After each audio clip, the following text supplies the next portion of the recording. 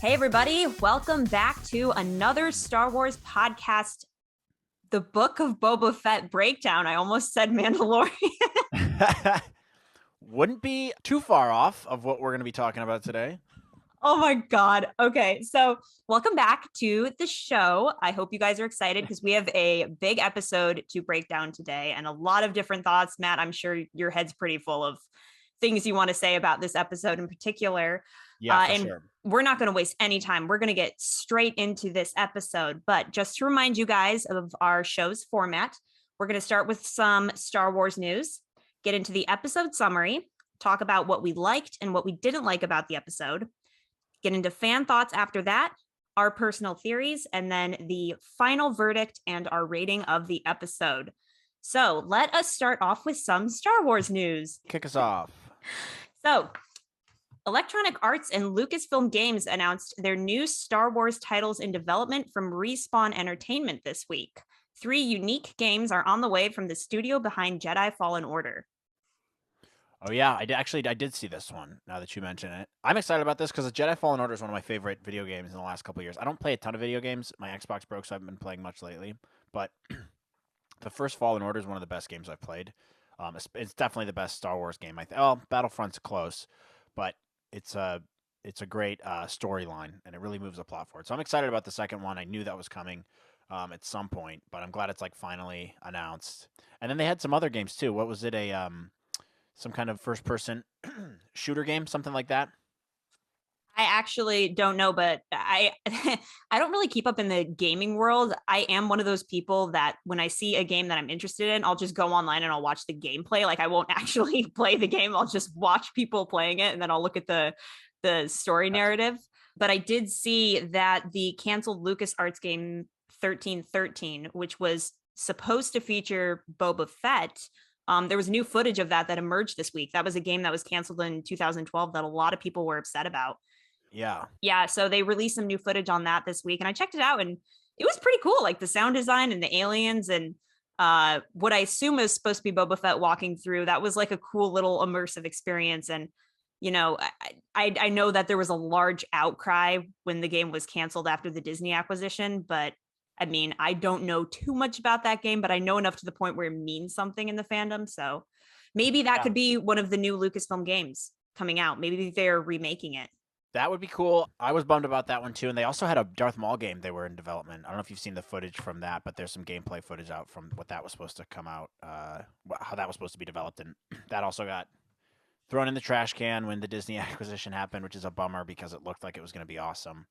So it's always tough to see that stuff, but it's cool. It's cool of like what could have been, but at least they're still making Star Wars games. So I mean, yeah, and especially after Jedi Fallen Order, I was really impressed with the narrative in that. So I'll be interested to see what comes out, and I'll watch the gameplays. I mean, I can't afford these things, so I'll just watch people play them, and I'll still get the same experience.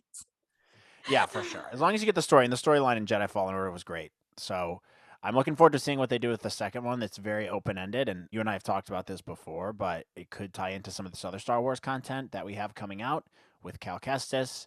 And there's even a little cameo from someone from that game in this past episode.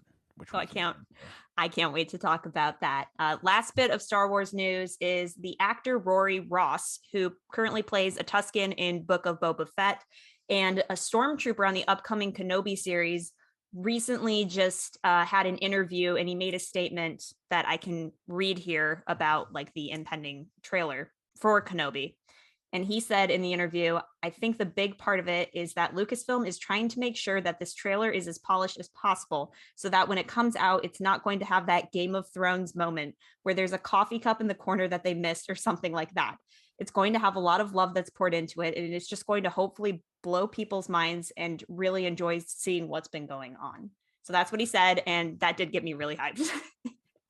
That's great to hear. I'm glad to hear that perspective, and I think he's probably right. They're just making sure that their T's are crossed and their I's are dotted before they put it out there in the world, because this is probably the most highly anticipated Star Wars content since Force Awakens, I would say. I think even more so. I think Lucasfilm is pretty much aware that the fans have extremely high expectations for this show, and they really want to hit those expectations. And so they're going to make sure that every single little detail has been looked over 30 times before they put it into the world. But that trailer will break records, I think. Oh, totally. Yeah. That'll break the internet when it comes out. Oh my gosh, I can't wait. I can't wait. So that concludes our Star Wars news. And I don't know about you, but I'm kind of dying to get into this episode. So let's get into part 2, which is our episode summary. And then we can get into our thoughts and what we liked and what we didn't like. So, Sure. Yeah. What's the summary? an unexpected ally emerges, and the director was Bryce Dallas Howard, and the writer was Jon Favreau. Do you want to kick off your general thoughts on what you liked in this episode? Because I have several talking points I want to hit. Yeah. But I feel like you can just give like, what was your general impression of this episode? Sure. So we can get into it. I'm sure you have much more to say, but I can give my little rundown. I know you have a lot of notes that you're probably dying to get to. 8 pages. Yeah, that's a lot. So for me, I mean, I loved it. I thought this was one of my favorite episodes of the season, which is funny because it's not Boba Fett at all. Spoiler alert, if you haven't watched the episode yet, go watch it. It's all Mandalorian, which I'm stoked. And if you haven't seen my reaction video to that, go check it out. That first scene I thought was fantastic, like such a great reintroduction to Din and have him come back with an awesome action scene to start everything off with. We get the darksaber at the beginning. We get Din. We get another planet finally. They go to Hallelujah. wherever that is. Yeah. I thought the pacing was awesome with this episode. I thought it dragged a little bit at the end, but I thought it really like was able to breathe a lot more. We got a lot of nice nuggets here from Rebels, and then callbacks to Mandalorian as well. Obviously, callbacks to Grogu, which I'm such a fan of that. He's my favorite little buddy. So I was a huge fan of that. I thought the dialogue was really good. I thought they really forwarded the plot with Mando nicely. They didn't do a ton with the Boba Fett thing, but like as it stands as an episode, I liked it. Now, with that being said, it's essentially just Mandalorian season 3, episode 1. Like that's what it is. And if we're looking at it, from a macro view, we're zoomed out. It's a little strange because we don't see Boba Fett once. And this is something I think you got to be careful with Star Wars. Is there's lots of cameos you can do. There's lots of characters you can introduce and storylines that you can follow and threads that you can go down. And you and I have talked about this before, but if you have that, you got to be careful with those because if you have them, you don't want to make the entire show about them, in my opinion. And this whole episode was about Mando. I loved it. It was awesome. Like action sequences were fantastic. We get to see Mando fighting with the darksaber. Talk about Grogu. We got Amy Sedaris' character again. I'm never gonna remember her name. Just gonna remember her as Amy Sedaris. We had a nice Naboo reference and the Starfighters reference from the Galactic Republic. BD from Jedi Fallen Order was in there too. And then, of course, we get Fennec in there talking about how Mando needs to come save Boba. Kind of ends on a cliffhanger because Mando's talking about Grogu, which just like gets me all excited. I just want to see my little baby boy again. That being said, like it's out of place. Like there's no Boba Fett in this episode. It was essentially just a season 3 Mando premiere, which, by the way, fine, but it is a little strange. I don't think anybody's complaining about this episode. I don't think fans could have been happier with this episode. Like the outcry of just joy following this episode was so loud, but I think everybody was like, wait a minute, what show am I watching? Right. And I think it highlighted something with the Book of Boba Fett season so far for me. And what that highlighted was I'm not attached to Boba Fett as a character yet. I am attached to Mando. I know his motivations. I know his story. I know who he is as a person. I know what he likes, what he doesn't like. You feel for him, and you feel for the character, and it makes the action sequences that much better. And I think part of the reason I felt that way was also because of the pacing of the show. It breathed. I didn't feel like it was rushing from one thing to the next, to the next, to the next, to the next. It was just like it moved nicely along all the way throughout. But it really did highlight the fact that I'm not super connected with Boba in the same way I am with Mando. And some people might think that's a stupid comparison, but I would say it with any character. Like if the entire show's about Boba, I should feel something for him when I'm watching it and be like super excited and on the edge of my seat and like know what his motivations are and all that. And with Mando, you feel that because you know that he misses his little buddy, he misses Grogu, and like the tension's there throughout, and you don't see his face, but part of the brilliance of that character is you don't need to. You know what I mean? So I think that was one of my major takeaways, is it kind of highlighted the disconnect between the fans right now and how Boba Fett has been developed throughout the season.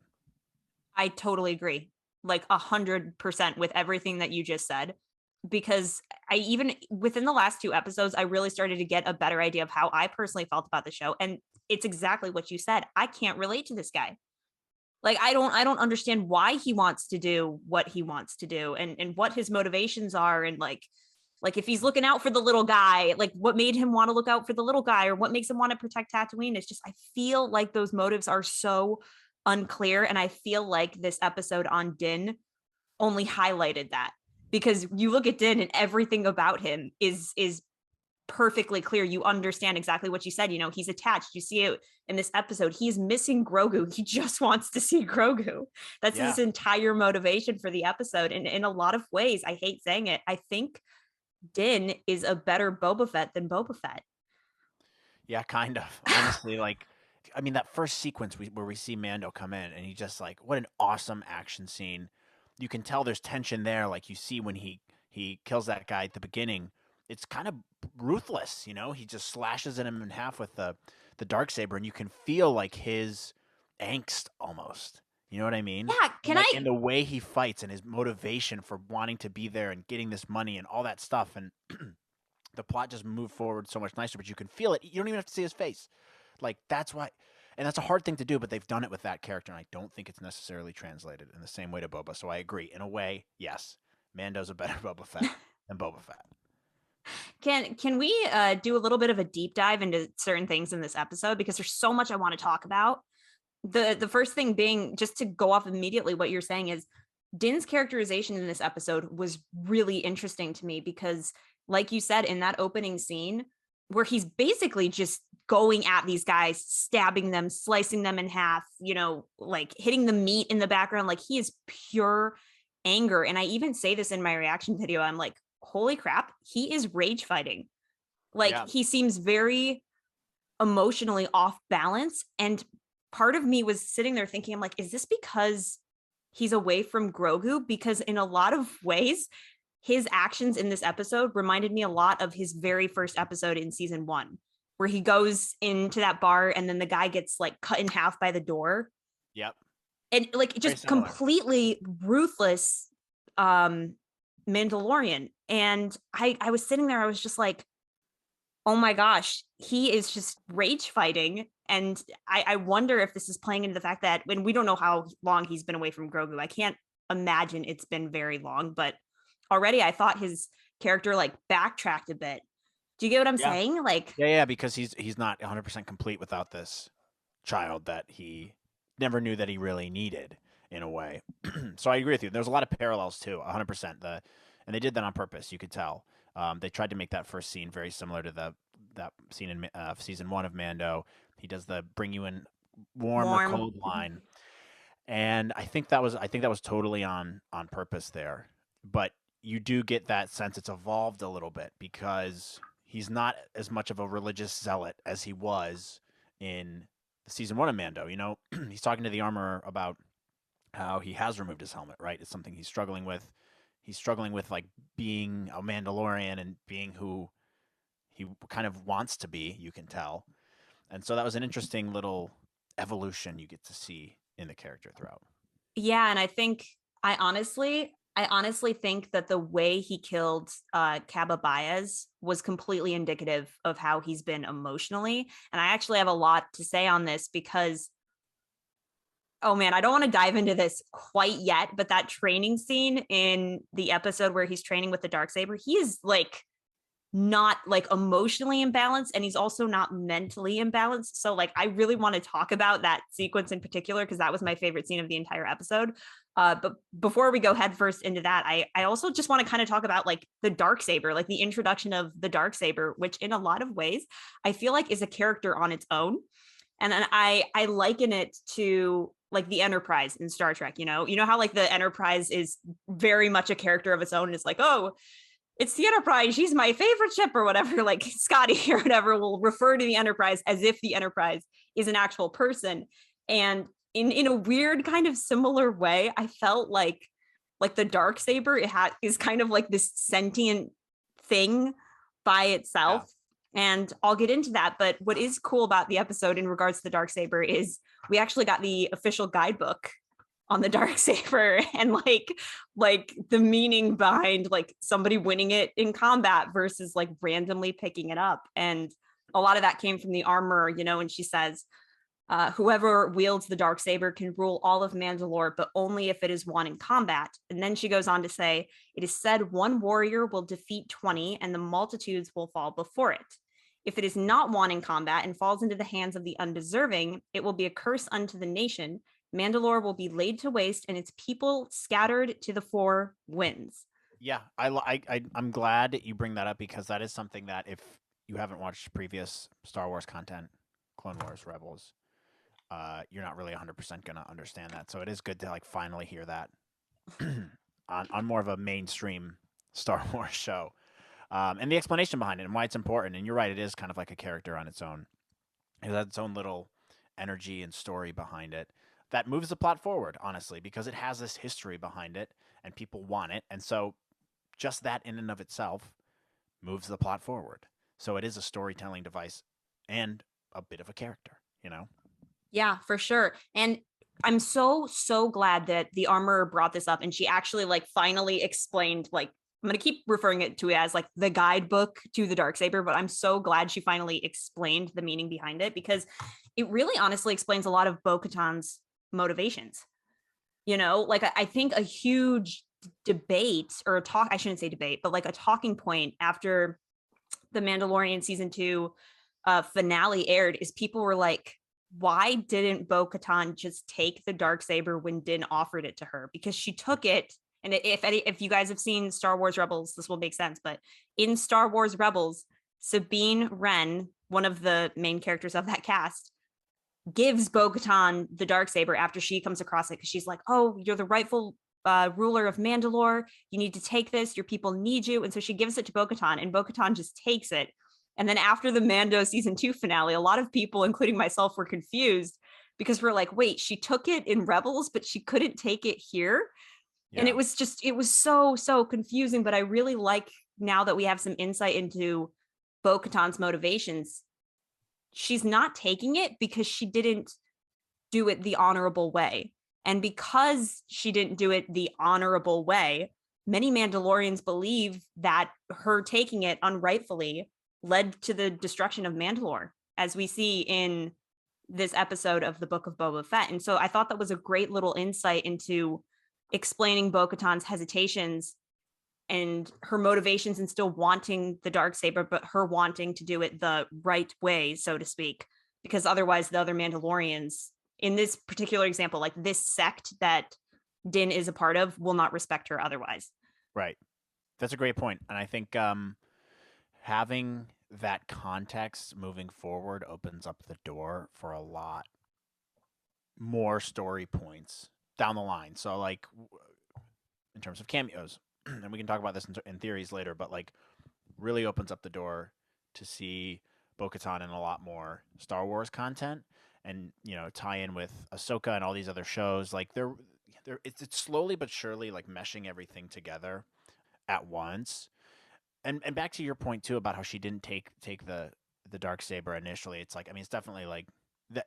This episode helped explain why she didn't do it, and I think it's something we were all assuming. Like, I was assuming, oh, she didn't take it because, yeah, it's like what you said. She knows she's not going to get the respect, and she's learned. She's grown since then.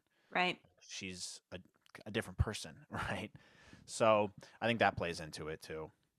Yeah, and it really sets up the main plot line for season 3, which I think is just going to be very heavy Mandalore based and discovering who is the rightful heir to the Mandalorian throne.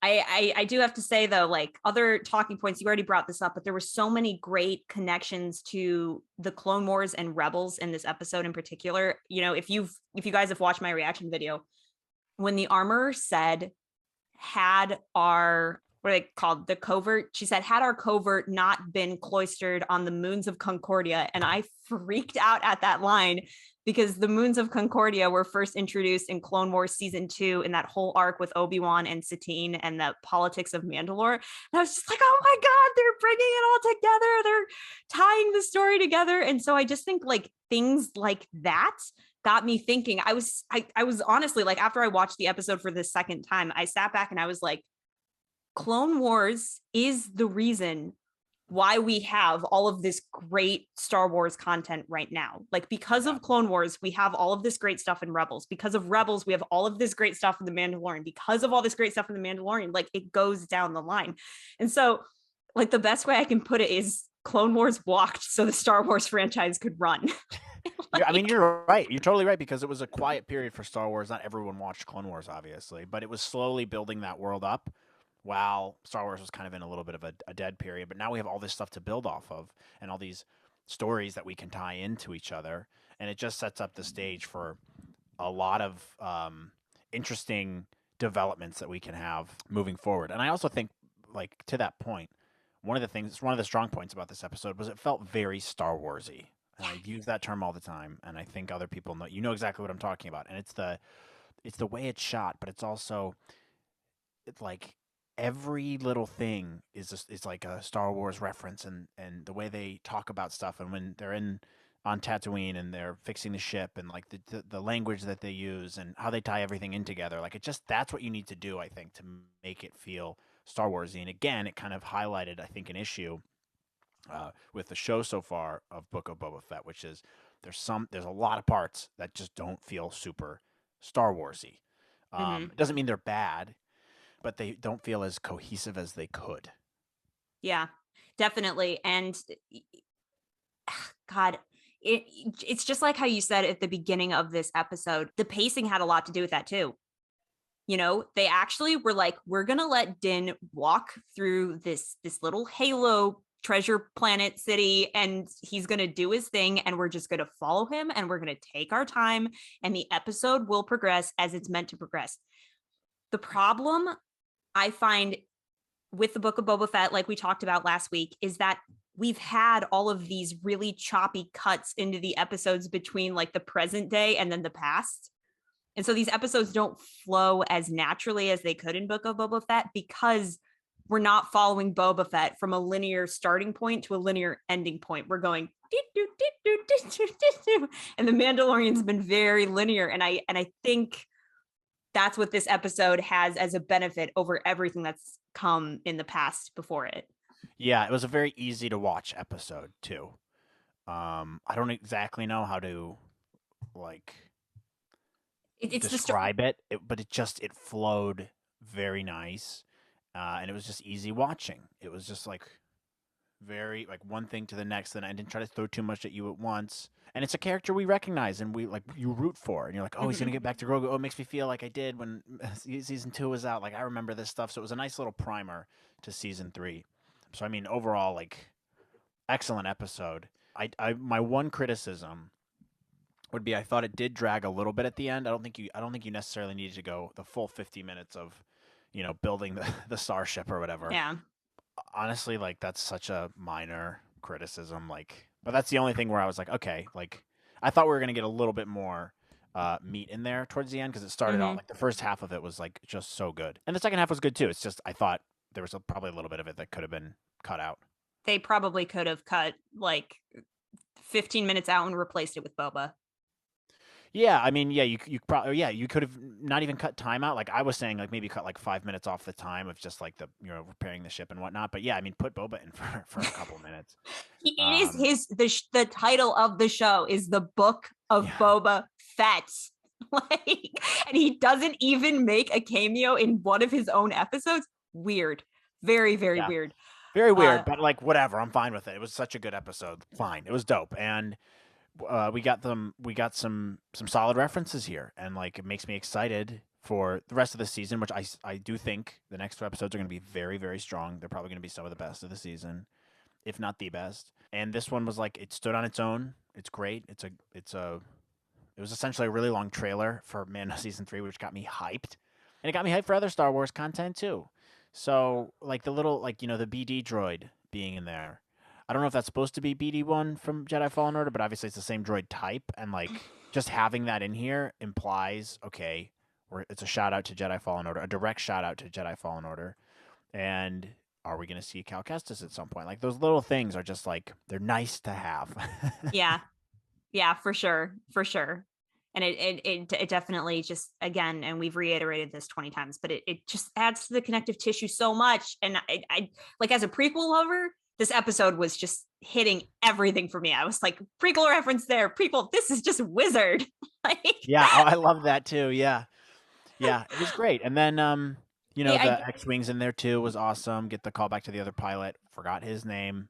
From Kim's Convenience, it's a Carson something. I don't know and then yeah. And then the other guy was Max Lloyd Jones, who was the Luke stand-in.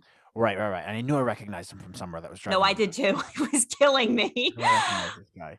But like that was awesome. And the ending was great too. Like he's, it just makes me so stoked. I'm like, you can't end it on this note. I just want to see like him go get Grogu. That's what I want to see. Yeah. I have 2 more talking points, and then we can get to questions. But my first question for you is, what do you think Din had made for Grogu?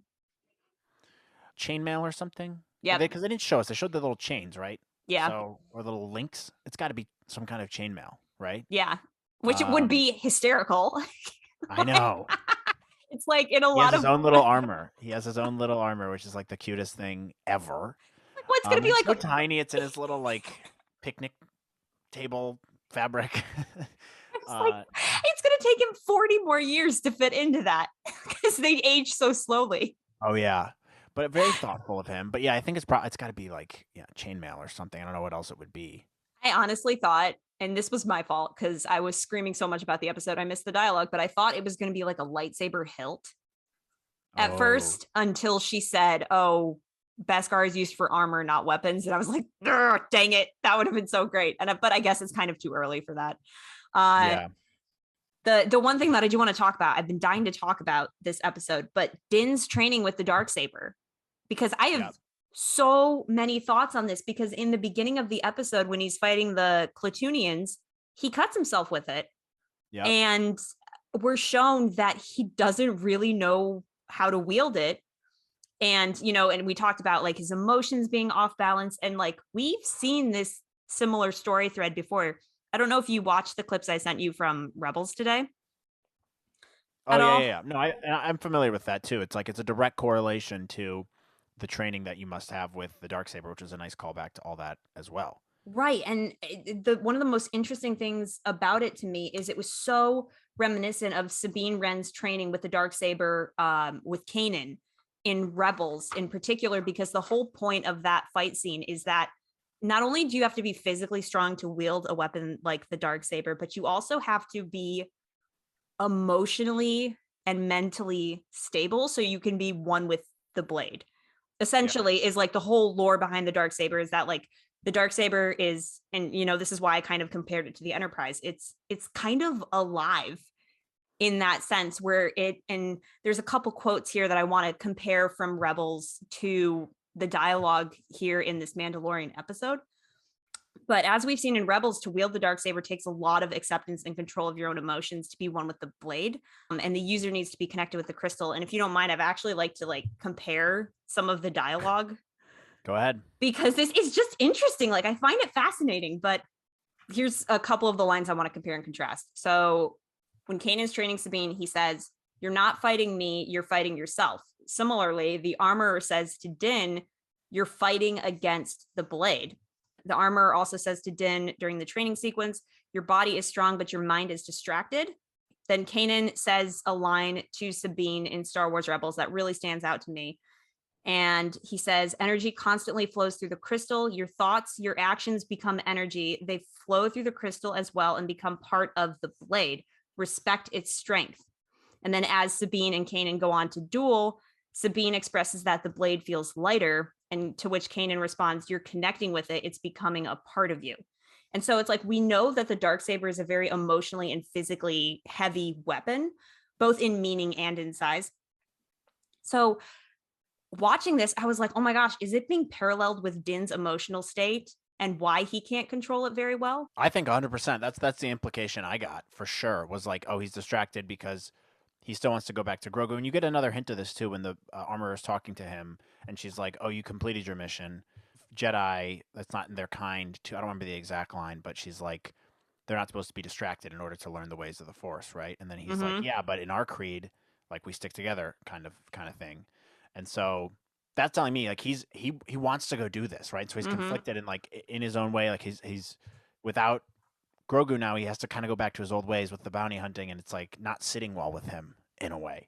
And his whole life's kind of been flipped over, and he's struggling a little bit. That's why I think he's having a tough time wielding the Darksaber. It is interesting too, because he says that the blade gets heavier with every like swish, with every move that he makes, that the blade just adds that much more weight. And then as Sabine is training with Kanan and she's like talking out her emotions more and she's relating more to like what Kanan is trying to teach her, then the blade becomes lighter. And so there is that idea of like the user and the blade having to become one to be this powerhouse. And Din is very emotionally conflicted, which is why he's having all of this trouble. And I really think that could be a huge setup point for season 3 in a very similar way. I also think that like we're getting a lot of parallels between Din and Grogu. Like Din has this lightsaber whether or not he wants it. Grogu just went off with Luke to Jedi school to learn to be a Jedi.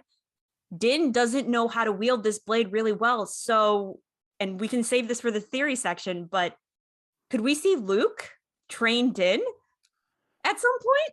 Like I was saying the same thing. Like, first of all, my thoughts were when he was training with the armorer were, how is she qualified to do this? I mean, even if she is, she's not going to have the intricate knowledge she needs, which my mind immediately goes to, he's going to need a Jedi to help him with this, because we never got resolution as to him wielding it, and that's on purpose.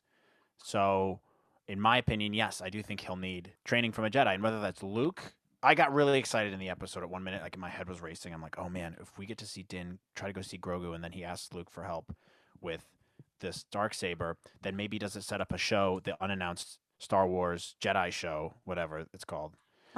Does that mean we're going to get some kind of Luke show? Or, since we get BD in this episode, does that mean some kind of Cal Kestis or something? Or is Cal Kestis with Luke? Right. No, that's what I mean. Like, is Cal Kestis there? Looks like I don't have time. I'm a busy Jedi, and I got to do Jedi things. And then Cal helps him, or Ahsoka maybe. Like, Din knows Ahsoka, so that's also a reasonable possibility, given that we have an Ahsoka show. So, yeah, I totally agree. I think that definitely opens up the doors to seeing some kind of Jedi trained in. Oh my God. Oh my gosh. No. See, this just got me so pumped about Mando season 3. I can't even. I have one more thing to say, and then I think we can get into questions. I just went ham. Like, I wrote down so many theories and thoughts because this just got me pumped for Mando season 3. And I missed him. I just missed him. I know, right? And that's the whole thing. When you see him on screen, you're like, oh, I miss this guy. Like, he's awesome, And it just gives you a good fuzzy feeling inside. It really does. Another big part of this episode for me is Din rejecting the Mandalorian creed and having to atone. And the armor versus armorer. The armorer says, according to creed, one may only be redeemed in the living waters beneath the mines of Mandalor. Now, this may just be me, but this weekend, the family and I all watched Lord of the Rings trilogy. So this might just be Lord of the Rings on my brain. But the second she said the Mines of Mandalore, I went, Mines of Moria. I know. Same. Mines of Moria. And no, hear me out on this. I Googled Mines of Moria to get the official description. Tell me what this sounds like to you. I'm going to read it to you. You tell me what this sounds like, okay? In the fiction of Tolkien, Moria is an ancient subterranean complex in Middle Earth comprising of a vast labyrinth network of tunnels, chambers, mines, and halls under the misty mountains, with doors on both the western and eastern sides of the mountain range. The city's wealth was founded on its mines, which produced mithril, a fictional metal of great beauty and strength suitable for armor. Mithril is how you pronounce it. Mithril, whatever. Does that sound familiar? Does sound familiar. Chainmail for little Grogu. He gets his little mithril made out of Beskar. There's a lot of similarities. Mine's a Moria. Mine's a Mandalore. Ooh. I don't think Dave Filoni loves this stuff. I know Jon Favreau does too. I'm sorry, dude. I think that this is a direct. I think that is safe to say Mando is going to have a Mines of Moria season 3 journey. Yeah, and I think that's a good point of like him figuring out, like, that's kind of the focus of season 3 is a lot more about Mandalorian culture and him and the Creed and him kind of struggling with that and, you know, going to Mandalore and all that stuff. So a great tie-in, and it's a great point out. I'm glad you looked that up. That's thorough, by the way, Melissa. Jeez Louise, you are thorough. I am. I can't help it. I get so into the lore, and I'm like, listen, guys, if you listen to the show, I want to dig deep. I want to talk about the philosophies of Star Wars. I do not like go into an episode half-assing anything. Like, I want to get into the episode and I want to dig deep and get all that detail. Well, I think we did that. I think we've dug deep in this one, and there was a lot of juicy nuggets here. Let's see what the fans thought. 'Cause I'm interested to hear what they had to say about the episode too. Absolutely. Let's get into fan thoughts. We do have some commentary on your thoughts and theories regarding this episode. So without further ado, let's get straight into this. Crank Fassel says, a fantastic episode. I hope the next episode is Boba and Fennec rounding up a team of bounty hunter legends to make this episode fit in the story's continuity. Would have been better to see Boba there to talk to Din, though. Yeah, I don't really know why was Fennec the messenger? Couldn't Boba just go and ask? No, Boba's too busy with Boba Fett things. Yeah, I mean, it was strange. I mean, we already talked about this. It was just bizarre. Like, we didn't see him once. What is that? It was so weird. I don't know. But I mean, could they bring in other bounty hunters? Yes. At this point, they're going to have to be careful. If we're going to get anybody, it's probably going to be Bosk. But I'm not really getting my hopes up because there are only 2 episodes left. Yes. Yeah, the the good one under that is from Kelatar. I hope I'm saying that one right. But I liked this comment. He said, a good Mandalorian episode being in the wrong show. The story it tells is not from the story I am following at the moment. True. I like the long time no see interaction between Mando and Fennec, but how is he supposed to transport bounties in that little sports car thing? So there's a couple good points here, and it actually brings up something else that I wrote down that I wanted to talk about. He's totally right. Kelatar, you're totally right. It is an awesome Mandalorian episode being in the wrong show. It's strange. I'm not mad about it. I like the whole episode was awesome. But you're right. It's not a story we're following at the moment. The Book of Boba Fett has been all over the place so far. So it's kind of hard to feel super invested in the show as a whole when there just hasn't been that cohesiveness that we want. Now, about his little sports car thing, the Starfighter, I loved that. But there's one thing I saw, which was, my number one thought was, this is a downgrade from Razor Crest, right? Like, he had his little apartment in Razor Crest, right? He had like a sleeping chamber, all that stuff. It's a big ship, and he goes down to this tiny little thing, and I'm like, well, if he's gonna go see Grogu and fly around with him, what's he gonna do? And then towards the end of the episode, you see they take out the Astro Droid part and they put the little glass dome over it, and I'm like, holy moly, he's gonna put Grogu in that little thing, and it's gonna be the cutest thing I've ever seen in my life. Like putting him in a little baby car seat. Yes, yeah, that's what he's doing, and I'm like, that has to be what that's for, right? Because they're like, oh, he's like, remember, he's like, you took out the astromech, sorry, whoa, astromech thing, like compartment, and then you see the glass over it, and I'm like, oh, that's what it's for. Because there's no storage in that thing, so he's not going to keep Grogu on his lap, I would hope. So if they do fly around it at all in season 3, I'm like, that's going to be awesome. Absolutely. That'll be so fantastic. Just boost the dad energy. Just give me the dad energy. It'll be great. Yeah. Do you want to read one more? Let me see. Oh, here's a good one. From 0210 Zero writes, that was like the episode of Stranger Things where 11 goes to Chicago, except it's actually good. And it's even further divorced from the main story. That's a great reference to Stranger Things. I remember that episode. That was a couple years ago when that came out, but that was a strange little divergence of that storyline plot too, except for this one kind of works. It doesn't really further Boba Fett's story at all, which is why it's strange. But it's very good, and it's very good character development nonetheless, and it was very good directing, I thought. The visuals were awesome. The cinematography was fantastic. Again, the practical effects were fantastic. So although it stands out as being a standalone episode, Mandalorian episode, it was very well done. And so I'm happy with it nonetheless. Honestly, while we're on this topic of the cinematography and the direction, Bryce Dallas Howard killed it. Like she Totally, yeah. crushed it. I mean, that one camera shot in particular where Din walks into the bar and the camera follows him all the way into that little room and then all the way back out. I was like, yes. So she killed it. I thought she did great. And it was just so completely Star Warsy. So props to you, Bryce Dallas Howard. You crushed it. Totally agree. Those are all the comments that we have time for today, which brings us into part 5 of our episode, which are theories. Matt, do you have any theories that you want to bring up either about Mando season 3 or Book of Boba Fett? I know that Book of Boba Fett was not the focus here, so maybe it will be more season 3 based. What are your thoughts? Well, I mean, we chatted through a lot of these already. I mean, my main theories are, I think the likelihood of seeing another Jedi in Mando, at least, is pretty high. I don't know where they're going to pick up because what did Mando say about helping Boba Fett out? Did he say something about I have somewhere to stop first, right? Yep. So I don't know if they're going to actually show that. I doubt they will, of his little stop going to see Grogu. Which but is they just might. So rude. I know, so rude. Not cool, dude. So I think we might see that. I think we are going to see other bounty hunters in this next episode in terms of Book of Boba Fett. We're going to see, obviously, some kind of big reveal in next episode with Dave Filoni directing. They're going to end this season very strong, in my opinion. We're going to get some more cameos, I believe. Next episode, I'm like 90% sure we're going to get a big one. I think it's likely we see Bo-Katan. And then, like we talked about, I think it really sets the stage for what we can expect from Mando Season 3, because before this episode, it was really hard to theorize on what was going to happen because we had no idea where Mando even went. But I think we have a clear understanding that it's going to be focused a lot around the Darksaber, Mandalore, that kind of thing. So that's exciting. And then I think we're going to see Grogu. Obviously, again, I didn't know if we'd see him again for a while. That was one thing I was nervous about, but I think we'll see him in Mando. And then I think it'll be a very satisfying ending to Book of Boba Fett. I really do. I know some people have had mixed feelings about the show, and I've had my criticisms too, but I think it'll end very strong. And I'm looking forward to it. What about you?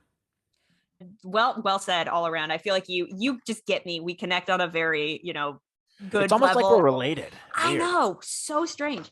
But my personal theory is, so in this episode, the armorer brought up the mythosaur. She said the songs of eons past foretold of a mythosaur rising up to herald a new age of Mandalore. Now, upon first watch, I thought that this was referring to Din because, like the whole episode's focused around Din and, they're talking about this creature that's legendary and it's going to be like, it's essentially the chosen one, but for Mandalore. And then I thought about it and I was like, the mythosaur is the symbol for the Mandalorian covert. Where else have I seen the Mandalorian covert? And so I did some research into it. And lo and behold, I was a silly goose and I forgot that it is on Boba Fett's shoulder plate. He has the mythosaur symbol on the shoulder plate. And so what does Boba have to do with all this, if anything? Are we actually talking about Din here? Or could Boba rise to the throne of Mandalore? Or is it going to be this thing where it's going to be like a war between him, Bo, and Din for the Mandalorian throne? And so I'm thinking, like, not only is that going to be like a plot thread, who's going to be the heir to the Mandalorian throne in season 3 of The Mandalorian, but why would they tell us this in Boba Fett's show? And is it going to have anything to do with the plot in the Book of Boba Fett, or was that only strictly towards the Mandalorian? Because if it's only strictly towards the Mandalorian, I don't think that makes a lot of sense. I agree. And that's a very interesting point you're making with the Mythosaur and Boba connection there, too. I never really thought that Boba would really have anything to do with Mandalore, but now that you mention it, like he is interested in having some kind of power and doing his own thing. So maybe we see him lose Tatooine to the Pikes somehow, and then he goes off on another adventure somewhere else. I think that's less likely. It's just my gut feeling, but that is interesting, and it's a possibility for sure to see him, Bo, and Mando kind of like face off with one another. I think there's going to be a Mandalorian war for the throne in Mando season 3, and I don't know if it all necessarily pertains to Din, but there has to be a connection because it's happening in Boba Fett's show. And I think that's weird if you make that reference and then you don't bring Boba Fett into it somehow. I mean, like, right. I know that Jango Fett wasn't a born and bred Mandalorian, but he was raised by a Mandalorian, I think. Somebody correct me if I'm wrong. That was something in the comics, I believe, but that's a theory that I have. And then one other theory that I have is, could Grogu become the next Mandalorian Jedi like Tar Vizsla? Ooh. Now that's a theory right there. That's certainly possible. There's some comparisons there. Even Din's like shocked after the armorer says to him, she's like, well, Jedi don't form attachment. And Din's like, that goes against everything that we were ever taught. And so I'm thinking, like, right. Is Grogu going to be this new kind of Jedi? Ooh, interesting concept, which would make him, if he did break away from that, that would qualify him as safe when Kylo has this little hissy fit with Luke's little Jedi Academy, which would be good news because that's another unopened box or unexplained corner, whatever you want to say, of Grogu's story right now is what happened when Kylo had his little anger fit. his temper tantrum. Yeah. Yeah, I don't know. And I think that could lead into another possibility for season 3. But again, Grogu's species ages really slowly. So it could be 40 more years before he grows up. I mean, we just don't know. Din could be dead by the time that Grogu's an adult. I mean, like, honestly, we don't know. That's true. There's so many possibilities there. And then the last thing I was going to say is I think Din is going to need help training. I think it's going to be with a Jedi. And I think it might be Luke just because there's so much convenience there. There's a lot of convenience there, but also BD was in this episode for a reason. That's why I'm strong on the Cal Kestis theory. Oh, you think so? I really do think we're going to see him at some point. If not in this thread of the show, we're going to see him in another show at some point. It just makes sense. And they're coming out with this new game, so that's a whole nother storyline that we can dive into, you know? Yeah. I don't really have any theories on the Book of Boba Fett because this episode okay, I guess this counted as an episode of the Book of Boba Fett, but I don't really have any theories. I thought it was bizarre. Let's just get into our episode rating, which is part 6 of this episode, which is the final verdict. I'll start. I don't know if I can rate this episode. Yeah, I was just going to say the same thing. It's tough to rate because it's not really Book of Boba Fett. Honestly, as an episode of The Mandalorian, it's a 10 out of 10. As an episode in a series that is supposed to be about Boba Fett, I don't know if I can score it. I will say it is the best episode of the Book of Boba Fett so far, which leaves me, it makes me elated, happy, sad, and angry all at the same time, because if your best episode of your television series is an episode not even about your main character, I think that's a problem, especially when your main character didn't even show up or have a say in what was happening in the episode. Like, I'm sorry, like, not a bad episode, fantastic episode all around. I am majorly confused on the direction of the show now. Yeah, I know. It definitely makes you feel like, oh, what was Boba doing? What's his motivation? What's happening? It's like, oh, no. Just rating it on its own, I'd give it like an 8.2. Not relating it to Mando or Book of Boba Fett. I thought it was a very strong episode. But the reason why it's not closer to like a 9 is because it sits so strangely in the scheme of things. But I think 8.2 is a really high rating. No, it is. Honestly, as an episode of Mando, I think it's a 10 out of 10. As an episode of the Book of Boba Fett, it's like 8.2. I don't get what you were going for. It was really good, but what does this have to do with what's going on with Boba?